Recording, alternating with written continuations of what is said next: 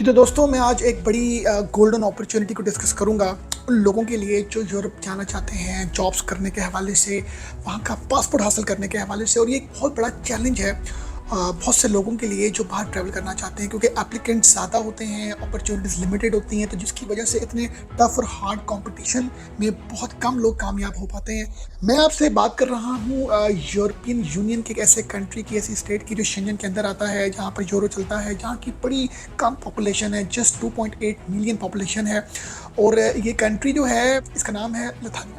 ये जो कंट्री में लिथुआनिया में वर्क फोर्स की बड़ी शॉर्टेज है। स्किल्ड, अनस्किल्ड, सेमी स्किल्ड जो कैटेगरीज के जो लोग हैं वहाँ पर नहीं मिलते गवर्नमेंट को, वहाँ पर उनकी इंडस्ट्री को, तो जिसकी वजह से वहाँ की गवर्नमेंट ने बहुत ज़्यादा जॉब्स, बहुत ज़्यादा इस तरह की अपॉर्चुनिटीज़ ओपन की हैं नॉन यूरोपियन रेजिडेंट्स के लिए। अब हम बात करेंगे नॉन यूरोपियन में तो पूरी दुनिया आ जाती है यूरोप को निकाल के, मगर ये जो अपॉर्चुनिटी है क्योंकि ये अनस्किल्ड लोगों के लिए ज़्यादा है, जिसमें आपके कंस्ट्रक्शन वर्कर्स हैं, आपके लोडर्स हैं, आपके क्लीनर्स हैं, इसी तरह सेमी स्किल्ड की बात करें इसमें टेक्निकल जो ट्रेड के लोग होते हैं, इलेक्ट्रिशियन, प्लम्बर्स, ड्राइवर्स, तो इन कैटेगरीज में ज़्यादा जो ट्रेंड है वो हमारे इन एशियन कंट्रीज़ में ज़्यादा है जाने का, जिसमें पाकिस्तान, इंडिया, बांग्लादेश, नेपाल। लिथुआनिया जो है वो एक पुअर कंट्री है ओवरऑल। उसका अगर हम कंपैरिजन करें बाकी शेंजन स्टेट से, तो हमारा तो दिल ये करेगा यार हम फ्रांस जाएँ, जर्मनी जाएँ, हम अच्छी कंट्रीज़ में जाएँ, अच्छी स्टेट्स में जाएँ, मगर वाई हम लोग लिथुआनिया में जाएं।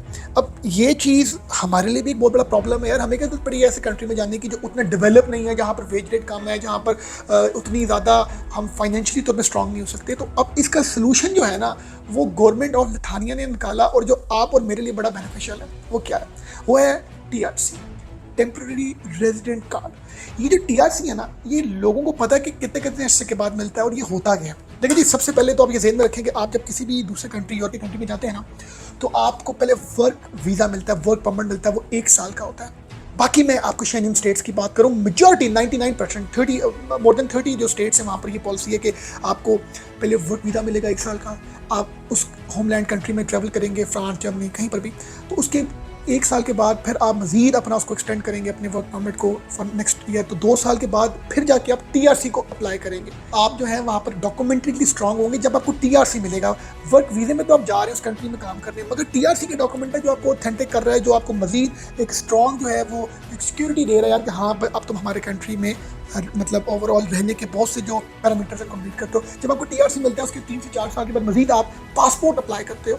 मगर मैं लिथुआनिया की बात करूँ तो आप अपने होमलैंड कंट्री, अपने पाकिस्तान, अपने जहाँ पर भी आप रह रहे हैं, जिस भी कंट्री में, इंडिया, बांग्लादेश, श्रीलंका, आप अपने होमलैंड कंट्री में जब आपके पास वर्क परमिट वीज़ा आता है फ्रॉम लिथुआनिया, तो आपको साथ जो है वो TRC भी आ जाती है। TRC भी आपको साथ जो है वो वहाँ की गवर्नमेंट इशू करती है। तो इस हवाले से देखा जाए तो एक बहुत ही शानदार तरह की कि आप अपने होमलैंड कंट्री में बैठ के आप जो है वर्क वीज़े के साथ आपको जो है वो इतना स्ट्रॉन्ग डॉक्यूमेंट मिलता है जिसका नाम है TRC। आप वहाँ पर ट्रैवल अभी करते ही नहीं है तो आपको TRC मिल जाता है, और जब आपको TRC मिलता है तो आप अपनी फैमिली को भी मूव कर सकते हैं। तो ये मतलब बहुत ज़बरदस्त जो लोग इस चीज़ को समझते हैं ना कि यूरोप में जो जॉब्स कर रहे हैं, इलीगल जॉब्स कर रहे हैं, जो बेचारों के डॉक्यूमेंट्स कंप्लीट नहीं हो रहे हैं, उनको बताया गया भाई what is the value of TRC। तो आप अपने होमलैंड कंट्री में बैठ के जो है वो TRC जैसी एक नेमत को एंजॉय कर सकते हैं। तो ये एक ऐसी अपॉर्चुनिटी है जिसमें हम कॉम्प्रोमाइज़ कर सकते हैं कम सैलरी को। जितने भी स्टूडेंट्स हैं जो यूरोप में जा रहे हैं फॉर स्टडी पर्पस, उनके लिए भी इंपॉर्टेंट है कि इस टाइम पर सबसे ज़्यादा जो सक्सेस रेशो है वो लिथुआनिया की है स्टूडेंट वीज़ा के हवाले से, और स्टूडेंट वीज़ा के साथ वहाँ पर काम भी कर सकते हैं। अब बैक टू द टॉपिक हम आते हैं कि अब इसमें एक इंपॉर्टेंट नोट है, इसमें एक इंपॉर्टेंट लर्निंग है। वो क्या है, हमारे इन कंट्रीज़, इन रीजन से बहुत से लोगों का जो एक प्राइम ऑब्जेक्टिव होता है वो ये होता है यार हमने GCC जाना है, गल्फ स्टेट्स में हमने जाके काम करना, हमारे labourer, worker, electrician, plumber, driver, security guards, cleaners. अब ये जो कैटेगरी है ना ये GCC जानी जाती है जॉब करने के लिए, और वहाँ पर अब अनस्किल्ड बंदे की जो सैलरी है वो तकरीबन 1000 से 1500 दरम है, रियाल है। आपकी लिथुआनिया की भी अराउंड 1200 अप टू 1500 यूरोज है। डिफरेंस क्या है? डिफरेंस है कि आप ज़िंदगी भर GCC में काम करके भी आप वहाँ के नेशनल नहीं बन सकते, आपको वहाँ के राइट्स नहीं मिल सकते, आपकी वहाँ की शरीयत नहीं मिल सकती। लिथुआनिया जैसी किसी भी कंट्री में जब आपको जाने का मौका मिलता है, काम करने का मौका मिलता है, तो with in like 5 years, with in 4 years जो है आपके पास वही राइट्स होते हैं जो राइट्स उनके नेशनल्स के पास होते हैं।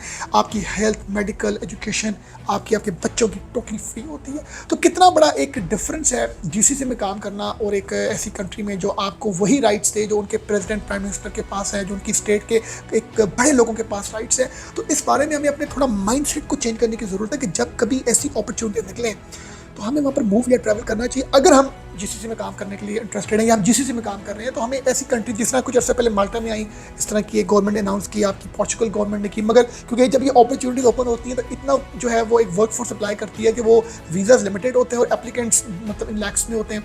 तो ये मतलब मेरी एक एडवाइस थी कि आप जो है अपने आप को उन कंट्रीज़ में मूव करें जहाँ पर आपको उधर का पासपोर्ट मिल सके। हम टॉपिक में वापस आते हैं जी। सबसे पहले जो स्टेप है वो क्या है? सबसे पहले जो स्टेप है, आपको जॉब हंट करनी है, जॉब ढूंढनी है। उसके लिए आपका बेस्ट जो मेंटोर है वो गूगल। आप ब्राउज़र में जाएं, गूगल में आप लिखें jobs, construction jobs in Lithuania, drivers job, electrician, engineer, doctors, masons, nurse, chartered accountant, जिस भी कैटेगरी से बिलोंग करते हैं आप वहाँ पर जाकर सर्च करें। कहीं ना कहीं आप अप्लाई करें वहाँ की एचआर कंपनीज में, अपनी वहाँ की इंडस्ट्री में। मैं आपके साथ एक सेशन भी करूँगा नेक्स्ट, जिसमें आपको मैं बताऊँगा where to apply, how to apply, when to apply, तो क्या जॉब ओपनिंग्स हैं क्या।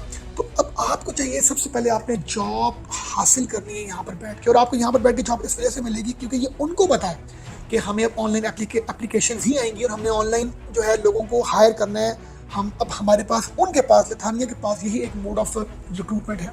आपको जब ऑफर लेटर वहाँ से आएगा, जॉब ऑफर लेटर आएगा, तो आपने ये बात नोटिस करनी है, नोट करनी है कि वहाँ की वो ministry of foreign affairs, social security and labour department और जो उनका माइग्रेशन डिपार्टमेंट है वहाँ से वो अटेस्टेड होना चाहिए वो ऑफर लेटर। फिर आपके पास आपका पासपोर्ट होना चाहिए, पासपोर्ट पिक्चर होनी चाहिए, आपका पुलिस क्रेडिट सर्टिफिकेट होना चाहिए, आपका हेल्थ कार्ड होना चाहिए, आपका जो मेडिकल फिटनेस जो जिसको हम बोलते हैं। ये चीज़ें आपने अपनी जो है सारी कलेक्ट करके आपने ऑनलाइन उनकी जो सॉफ्ट कॉपीज़ आपने सारी अरेंज करने के बाद, हार्ड कॉपीज़ भी अरेंज करने के बाद, आपने सबसे पहले आपने अपने गूगल के ब्राउज़र में लिखना है इलेक्ट्रॉनिक वीज़ा एप्लीकेशन। ये आपने सारा फॉर्म फिल करके अपनी ये सारी सबमिशंस करवा देनी है। सबमिशंस करवाने के बाद आपको जो है वो एक नोटिफिकेशन आएगा कि आपके इस डेट को, इस टाइम पर आपका इंटरव्यू है। अब मैं बात करूंगा, पाकिस्तान में लथानिया की कोई कॉन्सुलेट एम्बेसी नहीं है, तो ये सारा जो प्रोसेस है ये होगा आपका एम्बेसी ऑफ हंगरी में, जिनका कॉन्सुलेट इस्लामाबाद में है। तो वहाँ पर आप फिजिकली जाएंगे, ये जितने डॉक्यूमेंट्स आपने ऑनलाइन वहाँ पर सबमिट किए हैं ये फिजिकली हार्ड फॉर्म में आप लेके जाएंगे एम्बेसी ऑफ हंगरी में। वहाँ पर आपका एक इंटरव्यू होगा, आपका बायोमेट्रिक होगा और उसके बाद आपको 3 to 6 मंथ्स के अंदर आपका TRC इशू हो जाएगा। जब आपको TRC इशू होगा तो उसके बाद आप वहाँ पर ट्रेवल कर सकेंगे। तो ये प्रोसीजर बेसिकली एक्चुअल में 2 वीक्स का है, मगर क्योंकि इतने ज़्यादा नंबर ऑफ एप्लीकेंट्स होने की वजह से, एक वर्कलोड ज़्यादा होने की वजह से टाइम लग रहा है। तो इस अपॉर्चुनिटी को आप मिस ना करें। अगर तो आप किसी भी ट्रेड में आप काम कर रहे हैं, कोई भी आपका स्किल सेट और आप बाहर जाना चाहते हैं, तो ये एक बड़ी एक एक्सेलेंट अपॉर्चुनिटी है। और आपके साथ नेक्स्ट व्लॉग में मैं डिस्कस करूंगा कॉस्ट ऑफ लिविंग क्या है लथानिया में, सैलरी स्ट्रक्चर क्या है, ओवरऑल आपने जॉब कैसे सर्च करनी है, इस बारे में आपके साथ मैं नेक्स्ट सेशन करूंगा जी। Thank you very much for watching us.